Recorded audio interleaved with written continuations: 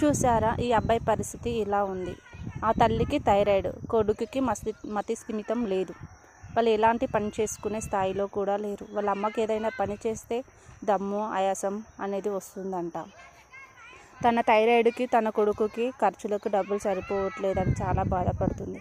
ప్రభుత్వం నుండి పింఛన్ వస్తే వాళ్ళకి ఏదైనా హెల్ప్ అనేది అవుతుంది. దయచేసి ఈ అబ్బాయికి పింఛన్ వచ్చేలాగా చేయండి. తన పేరు కవిత, అబ్బాయి పేరు సాయి, విలేజ్ కొత్లాపూర్, మండల్ మర్పల్లి, వికారాబాద్ డిస్టిక్. ఇలాంటి వాళ్ళు చాలామంది విలేజ్లలో ఉన్నారు. కొత్త పింఛన్స్ ఇచ్చేటప్పుడు ఒక్కొక్కరింట్లో ఎలా ఉన్నారు అని చూసి ఇవ్వండి. ఎట్టికి మట్టికి మాత్రం ఇవ్వకండి. చాలామందికి ఆరోగ్యపరంగా కూడా మంచిగా ఉన్న పింఛన్స్ మాత్రం వస్తున్నాయి, కానీ ఇలాంటి వాళ్ళకి మాత్రం పింఛన్స్ వస్తలేవు. చాలామంది కూడా ఉన్న వాళ్ళని మాత్రమే పట్టించుకుంటారు, కానీ ఇలాంటి పేదవాళ్ళని మాత్రం ఎవరు పట్టించుకుంటలేరు. దయచేసి పింఛన్ ప్రయత్నించండి.